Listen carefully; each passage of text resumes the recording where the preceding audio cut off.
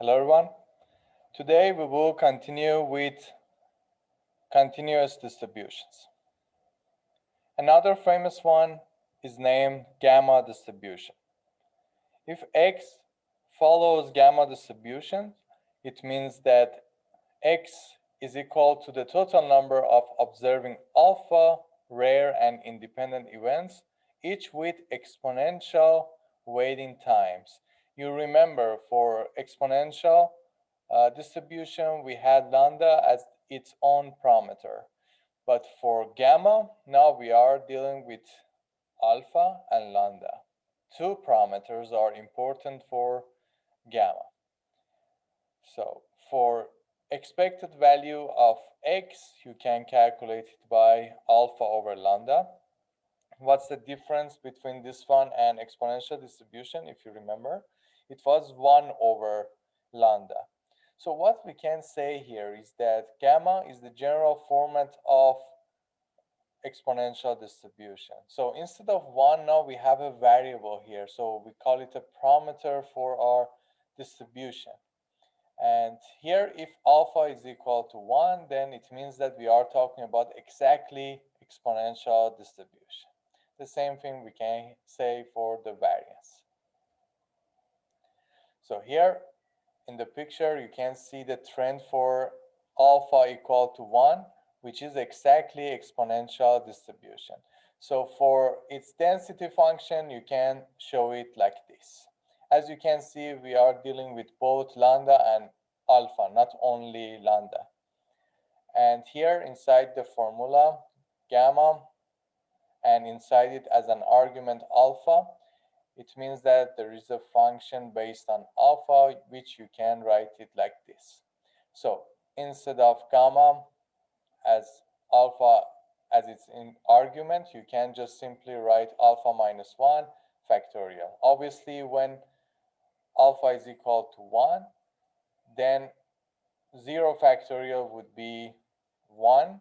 And alpha, by the way, can take its value from real numbers. It can be, for example, 2.3. It's possible, okay, even with decimal points.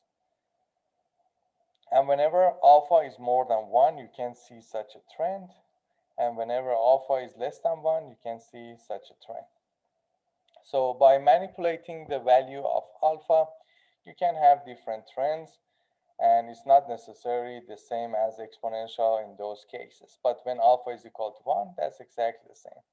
So I'm not going to ask you any questions related to gamma for the exams, but it was nice to know about it because time to time it happens that we need to use gamma and also exponential distribution. Both of them, they could be important, but not as important as, for example, normal distribution or t-student and chi-square, which I will talk about them in details, and I will also ask about them in the exams. So finally, it's the time to introduce you to normal distribution, which is the most important distribution in statistics. I will mention why it is the most important. Now, for the normal PDF, you can write it like this.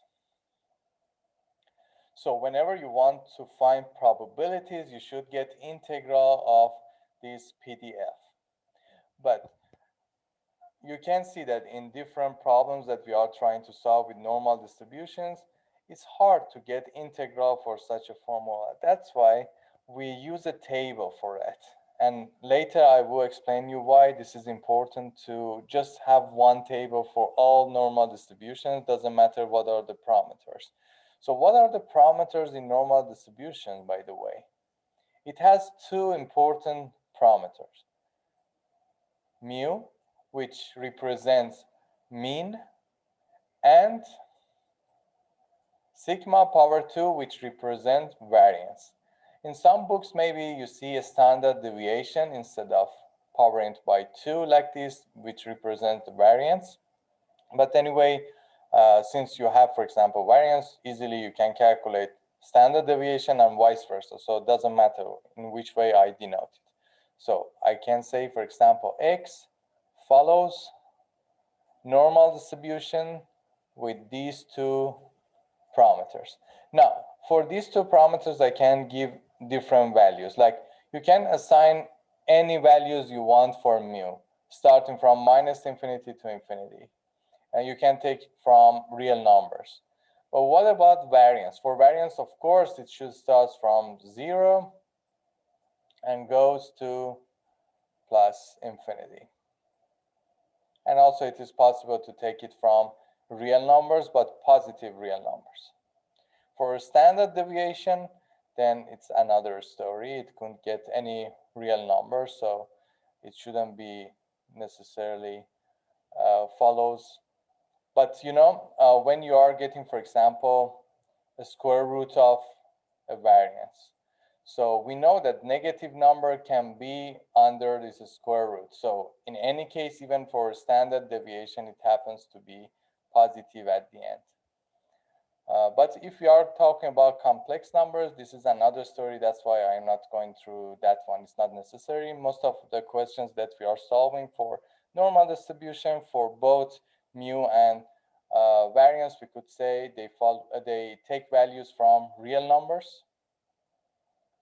And for case of variance, it is positive real numbers. Okay. So inside this PDF, you can see we use parameters, sigma, mu, variance, and standard deviation. As I said, they are basically the same parameter anyway, because here you just power it by 2. And here you can see pi. This is just an irrational number. You already know. So as you can see, there are just 2 parameters. And x is the value that you are checking for probability to calculate different things, as we will solve examples related to them. So here you can see as an example, normal distribution for height of men and women. So we have 2 different normal distributions here, one for women, one for men.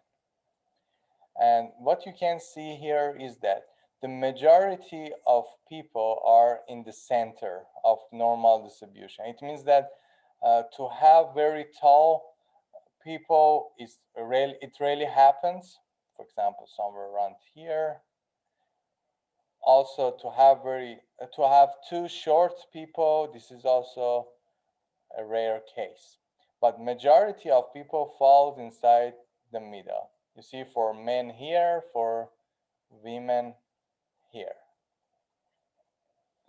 So as you can see, for normal distribution, we are dealing with continuous distribution. So we should calculate area under the curve.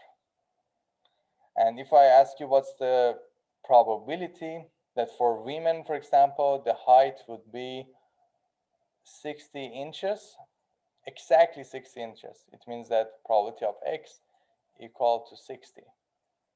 Then right away, you should tell me 0, because we are dealing with continuous distribution. But if I ask you what's the probability of x between 60 to 61, then yes, we can calculate a probability here. But this is almost 0 whenever you are talking about a line. Now, as I talked about the parameters of normal distributions, you understood that we are dealing with 2 parameters, mu and sigma. As I said, usually I prefer especially to use variance for the second one, but doesn't matter because you can easily get the square root of that. So here you can see by changing the values of mu and sigma, I can get different trends for my normal distribution. You remember from gamma, when I changed the value of alpha, I got different trends. Also, this is the same situation for normal distribution. So here, for example, mu is equal to 0, right? But when I change the value of mu, for example, make it equal to 1, then this distribution switches to the right, you see? So by changing the values of mu, I can switch it to right or left. And by changing the value of sigma, You see, for example, for this one, we have exactly the same value for mean of the normal distribution, but we have different sigma. Here, sigma is 0.70, but here we have 1. So the difference is that when you are increasing the value of your variance, or here a standard deviation, because I showed it just by sigma, then you would say that if you increase it, you will have more values which are far from your center. Your center, it means that mean of your distribution. It means that they are distributed even in more distance. So when you talk about less values for your standard deviation, it means that most of your data are closer to your center. As you can see by the trend, by comparing them, you see, for example, the boundary is almost here, this one is here. But by the way, I should mention it from now that the boundaries for any normal distribution is plus infinity minus infinity. It means that these trends that you see, all of them will go to infinity. But the probability is so small that usually you think that they are connecting with the x-axis here, right? But they are not. They are going to minus infinity to infinity. Now, what is standard normal distribution? So we need a distribution so that it will represent all the normal distribution. But why we need that? Because we want to read only from one table. Like if I give you one question related to a specific normal distribution, let's say, for example, mu equal to 1, sigma equal to 1, then to find its table is not easy. Then I should get integral, and it's not easy to calculate it. But if I have only one distribution, the table of this one, then easily I can find the final answers by just looking at the table. Then I don't need any calculations. So as you can see, for mu and sigma, if I change their values, I can have infinite number of tables, which is not possible. That's why to have a unique one can be very useful. So normal distribution is a normal distribution which has 0 and 1 as its parameters. 0 for mu, 1 as its variance. So if variance is equal to 1, clearly the standard deviation is equal to 1 too. Now, the thing is that usually the questions they are asking us is using a specific normal distribution, not a standard normal distribution. So we should be able to make z-score, as we call it. So we should convert everything in terms of z. What is z? Z is actually equivalent to normal distribution with 0 and 1, okay? So these two are equivalent. And this one is called z-score, and I will explain you what I mean by that. To make a z-score, you should subtract the values of x by the mean of normal distribution and divide it by standard deviation. So what you have here is usually this. Let me show you like here. X follows normal distribution, or we can say x is normally distributed with, for example, two parameters. Let's say, for example, mean is 3 and variance is 4, for example. Then if I ask you questions like, what's the probability that x is less than, let's say, 10? Then in order to read it from the table, everything should be in terms of z less than equal a value, okay? So z0, I mean, it is a number. This one is just a constant, okay? Like, for example, z less than equal 2. Then you can read it easily from the table. Why? Because you remember for binomial and Poisson distribution, we use cumulative format to read it from the table. This is the same story here. But the difference is that it doesn't matter if I consider equality, like less than 2 or less than equal to, they are the same. But in binomial case, it's not always the case, also for Poisson distribution. Okay, so if we ask you such a question, like, for example, x is normally distributed by parameters 3 and 4, what's the probability of x less than equal 10? Then to calculate this one using the table, because we won't calculate it using integral anymore, just directly from the table, then I should convert everything in terms of z. So what I do is that I subtract x by mu, divide it by a standard deviation for left side of my inequality. So these two parts are extra. You see, I subtracted it and divided it because I know z is equal to this one. I'm trying to make a z-score. So this one less than equal. Now for the right side of it, you should use the values, okay? Because we have value now, so you use value. So 10 minus, what is mu? This is 3. What is the standard deviation? This is 2, a square root of your variance, okay? So in general format, usually normal distribution uses mu and variance, in fact.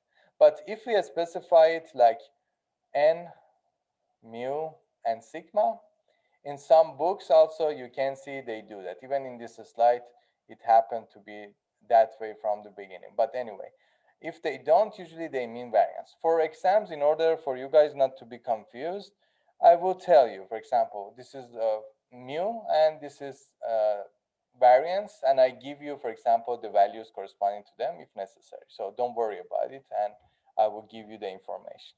But if we ask you such a question and I tell you this is mu and this is variance, then you know that this one is a square root of 4. So what happens here?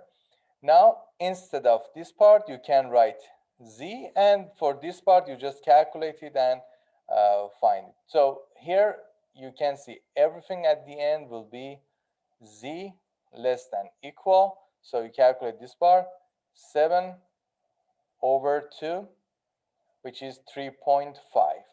Then you will be able to read it from the table. So I should teach you how to read from a standard normal distribution table. So the only thing is that now you know how to convert x to z, and then we should only read it from the table. We will practice it in details in tutorial. Okay, let me tell you about the most important theorem in statistics, which is called central limit theorem. Also in short, sometimes they call it CLT. So based on central limit theorem, if we increase the number of sample, and in case of binomial distribution, for example, the number of trials, if we increase it, we will notice that the distribution at the end that we will have tends to be normal distribution. This is very interesting because, for example, binomial distribution is a discrete one. Poisson distribution is a discrete distribution. And if I consider, for example, you remember for any discrete distribution like 0, 1, 2, and I showed you by points. Now, instead of points, let me go half back, half forward, and show them like this. And then when we increase the number of trials, we understand that it follows normal distribution, but approximately, clearly. So what would be the number that we consider to be big enough so that we say that it is normally distributed? In practice, based on the topic that we are talking about, it differs. But for our class, we are going to say 30, okay? Just in theory. So in our exams, we consider 30 to be big enough. So if your sample size is big enough, if the number of trials are big enough, it's possible to use central limit theorem to use a table of standard normal distribution in order to read the final answer. So you see, it makes many examples easier for us. So if we have complicated distributions that we don't even know what's the nature of this distribution, because not all of them follow famous ones. So if our sample size is big enough, then we can solve this problem. And this central limit theorem made our job very easy in order to deal with so many statistical questions. That's why we call it the most important theorem in statistics. But what's the challenge here? Because usually the sample size is not big enough for many cases. For example, let's say the number of trials for a specific experiments can be done only 5 times. Then we have a problem there. We cannot use central limit theorem. Then we should use non-parametric methods, and I will talk about it later in details. One interesting approximation that we can do is normal approximation of binomial distribution. This slide, I won't ask it in the exams, but anyway, it's nice to know because we are trying to convert binomial to normal distribution, and we need to apply such a correction. Like in binomial distribution, if we ask you a pointwise question, and I want to approximate it using normal distribution, then I should subtract and add half to each side. I explained here why we need to do that, right? So this correction that we are doing is continuity correction. Now, in order to do that, we consider mu in our normal distribution by NP and variance by NPQ. Let me write you here. So variance, here is better. Variance is equal to NPQ. What is Q? 1 minus P, okay?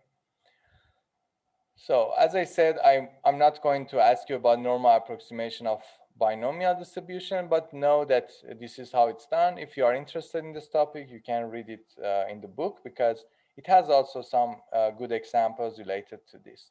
But what I want you guys to do for this semester is to distinguish between binomial and normal, and in the exam, I'm going to ask them.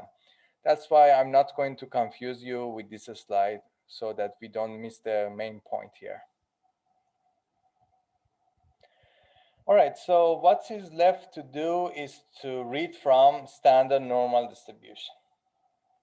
So for standard normal distribution, as you can see, it seems boundary is somewhere more than, for example, 3 here, less than minus 3.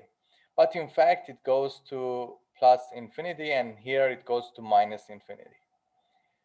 But in the tables, we give you values for a certain number, like say, for example, 3.4. And whenever it's bigger than that, we say, okay, approximately this is equal to 1. What you should notice is that everything is in format of z less than equal a value, right? So here you can write z 0. Now, if I say what's the probability of z less than equal or not even equal, doesn't matter, this is a continuous one, 1.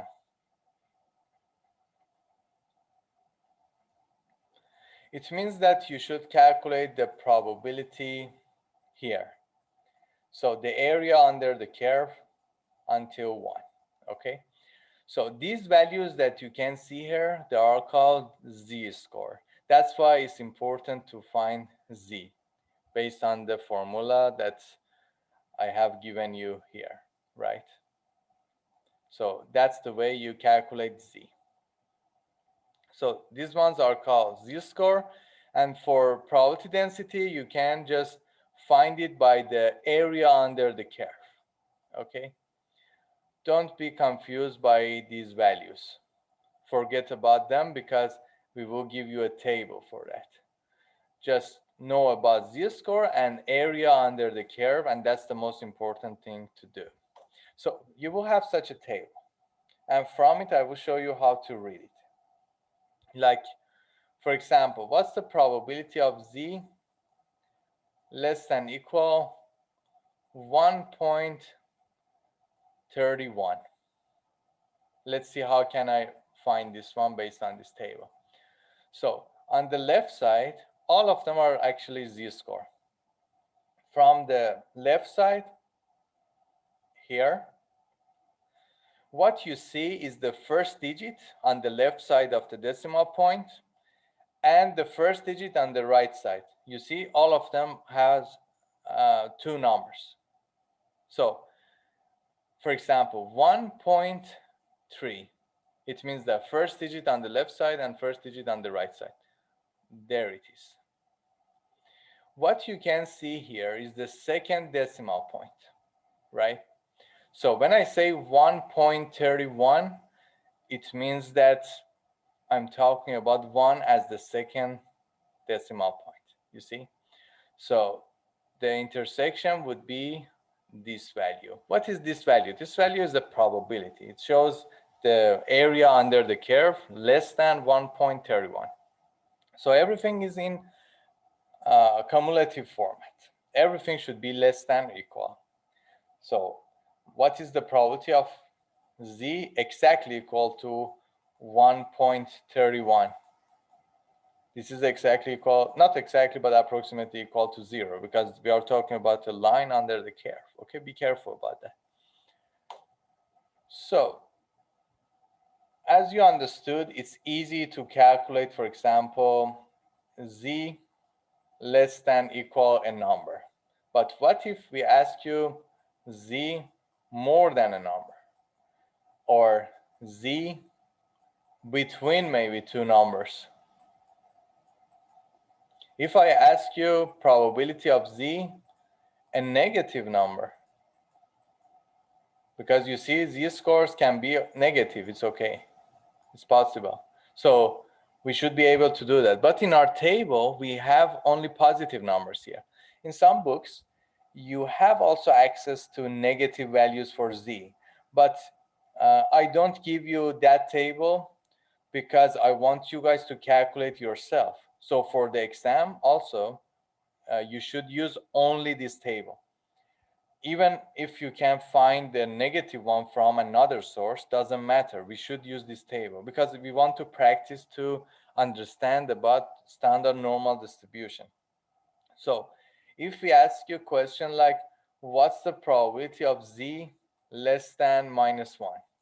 It should be a straight line actually. I'm using a mouse, that's why it's hard to do that. So what's the probability of this part? The good thing about standard normal distribution or any normal distribution is that it has symmetric property. What does it mean? It means that if you consider this part from 1, this probability is exactly equal to, let me show you exactly from this part. Yes, it's okay. So this probability is exactly equal to this part. You see, so it has symmetric property. So for this area, also from -1 to 0, it is exactly equal to 0, 1. And this symmetric property is very useful because we can use only one table in order to read all the probabilities. So in case of -1, it's good enough for me to write it like this. Whenever you see negative value, I will show you in details in tutorial, but let me also show it here. If I want to check this one, I can write 1 minus z. So I change the direction. By the way, I don't need to change the direction because I already used the complement. So what you do is just this. So you read this one from the table easily. You know how to do that. So 1 minus this probability, because you already know how to calculate this part, right? So 1 minus that one it means that this part, right? So this part is equal to this part because this is symmetric property. So this is one way. Another way is to show it like this, which at the end should give you the same result because we will use exactly this part. So you can write it like this. Because of symmetric property, it is possible to do that. And at the end, because everything should be in terms of a cumulative format, so we should write it like this. In terms of binomial and Poisson distribution, we are dealing with discrete type of distribution. So I already told you how to calculate complement. So for this one, z more than 1, if it was binomial or Poisson, we need to consider equality here. We should be careful, okay? But for z, we don't care. You already know why, because a pointwise probabilities are equal to 0 for continuous distributions. So we need more practice with it. And in tutorial, for sure, we will go through many examples, and please go through it carefully. But let's practice just once more. Like, what's the probability of z less than equal 1.22? So how to read it? Consider first digit from the left and right side of the decimal point. So 1.2, great. And the second digit from, the second decimal point here. Then you consider it here on the top of the table. So the intersection of these two. So this is the probability. So don't forget these values that you can see inside the table, they are probabilities. And these values on the left side and right side are z-score. And they are corresponding to the same z-score. So 1.22 is actually corresponds to this probability. Okay, so if I ask you what's the probability of z less than equal minus 1.22, so as based on the things that I mentioned in the previous slide, it means that you should find the complement. So it means that 1 minus 0.8888, right? 1 minus this probability will be the final answer for the negative case. So as you can see, if you have positive values, it's good enough. In tutorial, I will give you the table, which is more vivid, but anyway, it will be all positive. It will be something like this. And I will share you also the file.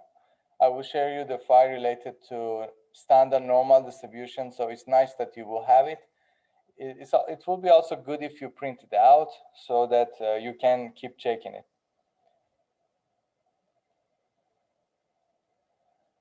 Okay, guys, once more, I talk about symmetric property of normal distributions very fast. So let's say I consider this area. On the right side, what would be the exact probability of this one? I mean, they are equal. So I can consider 2. So you see minus 2 and 2, just by changing the sign, I can find it. All of them are z-score. So again, I write it once more as a practice. So z less than equal minus 2 is equal to z more than equal 2. And I cannot read it from the table yet. Everything should be in terms of z less than equal something, because the table is given in cumulative format. So 1 minus z less than 2. And if I put equality here, doesn't matter, right? So it depends on you. But for binomial and Poisson, please check the tutorial corresponding to that and don't mix it with whatever I'm saying for continuous version. Okay, guys, for next tutorial, we will practice in detail with z-score and how to read it from the table, so that we will use them in our future lectures easily.